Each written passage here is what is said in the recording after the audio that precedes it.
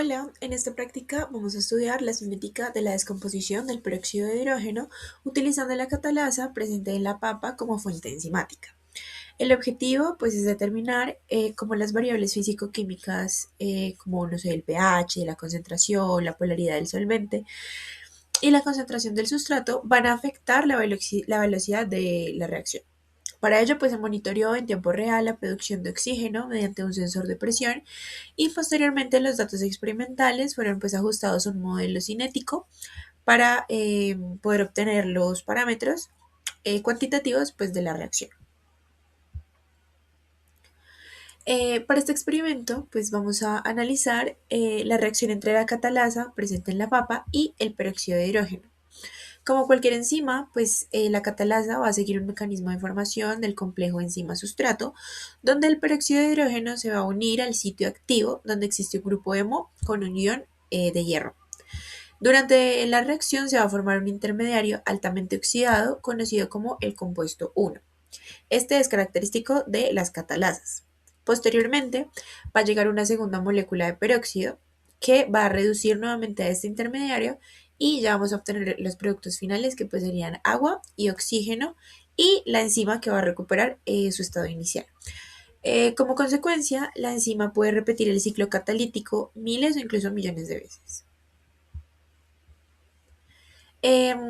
Recordemos que la velocidad de una reacción enzimática se describe mediante la ecuación de Michaelis-Menten, donde la velocidad máxima es la velocidad que se alcanza cuando la enzima ya está saturada del sustrato. Y Km es la concentración del sustrato a la que la velocidad es igual a la mitad de Vmax, la velocidad máxima. Que este es además un parámetro que se relaciona con la afinidad de una enzima por un sustrato. En esta gráfica vemos que se presenta una forma hiperbólica que representa que a bajas concentraciones de sustrato la velocidad va a aumentar de manera casi lineal debido a la disponibilidad de sitios activos. A medida que va aumentando la concentración del sustrato, la enzima se va a aproximar a la saturación y la velocidad va a tender a ser asintóticamente cercana a Vmax. Por los incrementos adicionales pues, del sustrato que ya no producen aumentos como significativos en la velocidad. La reacción, pues vamos a llevarla más a profundidad, corresponde a una desproporción del peróxido de hidrógeno, donde una molécula de peróxido de hidrógeno va a actuar pues, como agente oxidante y la otra va a actuar como agente reductor. El resultado, como vimos anteriormente, es la formación de agua y de oxígeno molecular. Ya desde el punto de vista termodinámico, esta reacción podemos decir que es espontánea, ya que posee una energía libre estándar negativa. Sin embargo, va a ocurrir muy lento porque pues presenta una energía de activación muy elevada. Eh, la catalasa pues no va a modificar la constante de equilibrio ni la espontaneidad de la reacción, sino que pues va a proporcionar una ruta alternativa con una menor energía de activación, incrementando enormemente y significativamente la velocidad de la reacción. En el montaje utilizamos un envase hermético al cual en la tapa se añadió agua para permitir como que se sellara mejor y quedará pues lo más hermético posible. Dentro vamos a tener el celular con la aplicación que va a medir la presión, que va a ejercer el oxígeno que se genera de la reacción entre la catalasa y el peróxido de hidrógeno, como vimos previamente. Acá vemos cómo se va a inyectar 5 mililitros de catalasa en el envase de reacción que previamente ya contenía 10 mililitros de peróxido de hidrógeno. Se va a agitar vigorosa y constantemente en un baño termostatado para pues mantener la temperatura constante. Y esto se va a hacer por unos 5 minutos aproximadamente, que es el tiempo en el que se obtiene la suficiente cantidad de datos.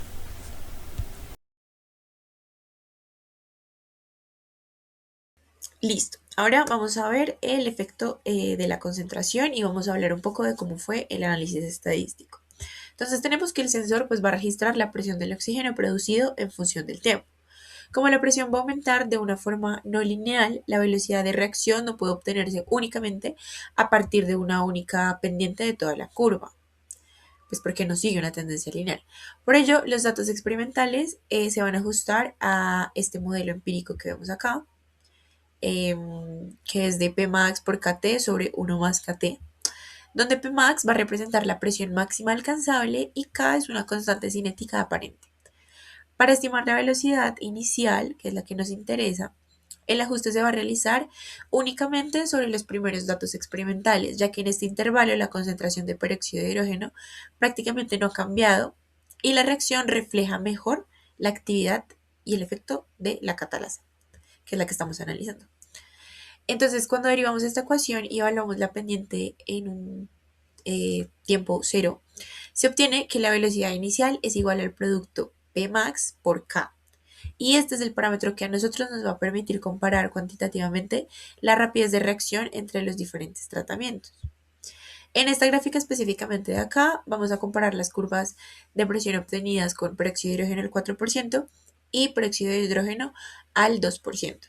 Podemos observar que en la solución del 4%, que es la roja, se presenta un incremento de presión muchísimo más rápido, lo que indica que hay una mayor producción de oxígeno y por lo tanto una mayor velocidad de reacción.